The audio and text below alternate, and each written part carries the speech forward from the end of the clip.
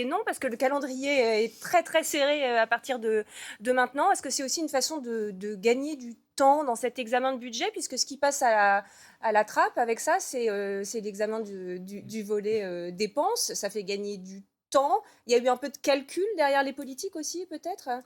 Peut-être en partie, oui, parce qu'il faut voir que tout le temps qui serait passé à étudier le reste du projet de loi de finances, parce que ça dont on parle, il y a bien deux textes indépendants, c'est du temps en moins ensuite, puisqu'il y a des dates butoirs constitutionnelles qui sont fixées au 12 décembre, au 21 décembre, et donc il faut que tout soit, que le Parlement ait pu se prononcer avant ces dates-là. Donc le fait de faire partir rapidement au Oui. Sénat, c'est aussi une manière effectivement de gagner du temps, comme vous l'avez dit, pour éviter le risque, peut-être pour certains députés, que tout passe en ordonnance. Enfin, ça inspire quand même pas la confiance sur la suite du processus. On Ça, on est assiste à d'accord. des débats qui durent des jours, des semaines, sur des amendements qui sont péniblement votés, mais qui à chaque fois trouvent une majorité.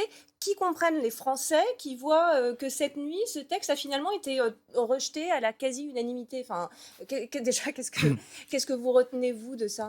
Ben, je trouve que c'est assez logique, parce qu'il y a toujours eu deux options. En fait, il y a des victoires symboliques sur telle ou telle mesure qui permettent à chacun de dire on a gagné quelque chose, on a réussi à faire passer ça dans le budget. Mais ça n'enlève pas qu'il y a des choses, des irritants ou des horreurs, comme disent certains, qui restent dans le budget. Et donc, en fait, chaque parti politique, chaque formation a voit ce budget et se dit il y a des choses que j'aime bien que j'ai réussi à faire passer et des horreurs. Et donc derrière, c'est quand je vais voir mes électeurs, qu'est-ce que je fais? Est-ce que je vote pour ce que j'ai réussi à gagner, mais aussi pour les horreurs? C'est-à-dire qu'on ne peut pas Donc c'est encore choisir, du quoi. calcul politicien, en fait, derrière tout ça. Mais ce qui est, je pense que les parlementaires, avant tout, cherchent à représenter aussi leurs électeurs Oui. et pouvoir être réélus derrière. Donc, bien sûr qu'ils réfléchissent à ce que ça voudrait dire que de voter un budget où il y a à la fois des choses qu'ils aiment bien et Oui. surtout des horreurs. Absolument. Qu'est-ce qui complique la donne à partir de maintenant? Le Sénat hérite à partir désormais de ce projet de loi de finances. Le Sénat qui est une majorité de De droite et du droite, qui a centre. l'intention de le refaire à son image et qui vient de fixer une échéance en plus qui complique un peu la donne. Le vote doit avoir lieu avant le 15 décembre, sauf que c'est déjà un peu tard. Ça va laisser le temps derrière à la suite du processus.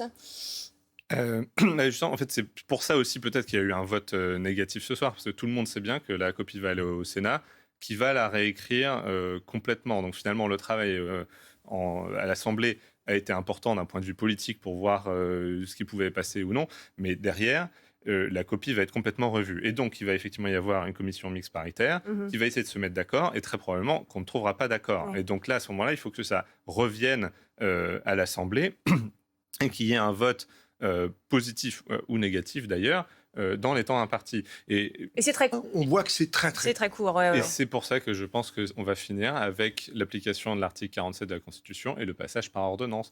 Parce que c'est ce qui Ah, donc vous conviendrait. pensez que ça va être les ordonnances?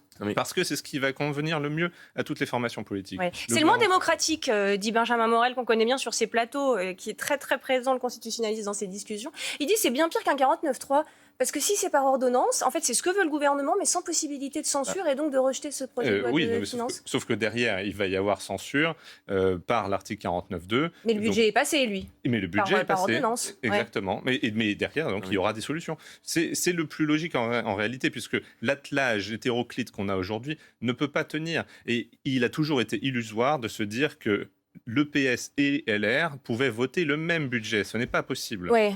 D'autant donc qu'on il n'y l'a a bien jamais eu de compris. majorité pour le budget. Jamais de... La copie n'est pas écrite. Non, mais on est bien d'accord. Rien, Mais Gérard, merci. le point fondamental, c'est quelle majorité? Quelle majorité à Il n'y a l'Assemblée pas de pour voter? majorité. Donc Mais alors, c'est quel justement, compromis? non, mais, Quel compromis? alors, laissez-moi. Quelle coalition? Voilà. Donc, il n'y a que quelques options. Hein. C'est soit du PS à LR, vote pour. Est-ce qu'on croit que ça, c'est possible? Quelle que soit la copie? Moi, je ne le pense pas. Voilà.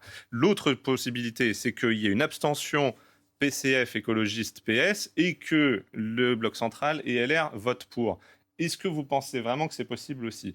Je ne le crois pas non plus. Et c'est pour ça que, comme il n'y a toujours pas de majorité potentielle, de coalition qui puisse se dessiner pour avoir une majorité en faveur du budget, puisqu'il faut bien une majorité en faveur du budget, c'est pour cette raison-là que je pense qu'il ne peut pas y avoir donc de majorité et qu'on va finir soit par un 49.3. Mais je ne le pense pas parce que le symbole est trop fort, ou par l'article 47, qui fait aussi partie de la panoplie, même si elle n'a jamais été utilisée, et qui permettrait à tout le monde de sortir la tête haute. Chacun a Alors, vous me rappelez ce que c'est que l'article 47 ? Je sais que vous venez de le dire, mais c'est toujours bien de le rappeler. Donc, c'est le fait que si le Parlement n'a pas pu se prononcer pour ou contre dans les délais impartis par la Constitution, et donc 70 jours pour le PLF et 50 pour le PLFSS, alors le gouvernement a le loisir de faire passer son projet par ordonnance. Par ordonnance. Voilà. Bon, le 49.3... Et donc, il y aurait un budget oui. qui inclurait la suspension des retraites. Et ça, c'est un point important. Pour vous, le 49.3, que Sébastien Lecornu déclare, bon, bah, finalement, vous savez quoi, tout bien réfléchi, j'ai utilisé 49.3, ça, vous l'excluez ?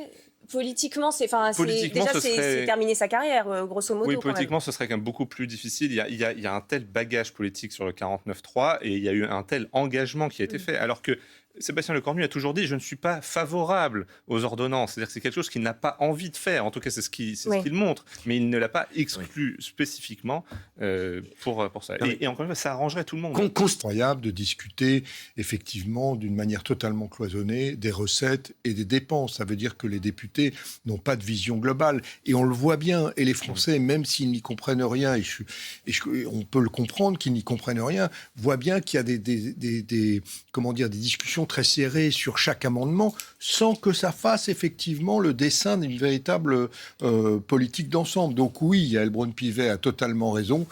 Maintenant, elle prend date pour l'histoire. Alors, il y a d'autres...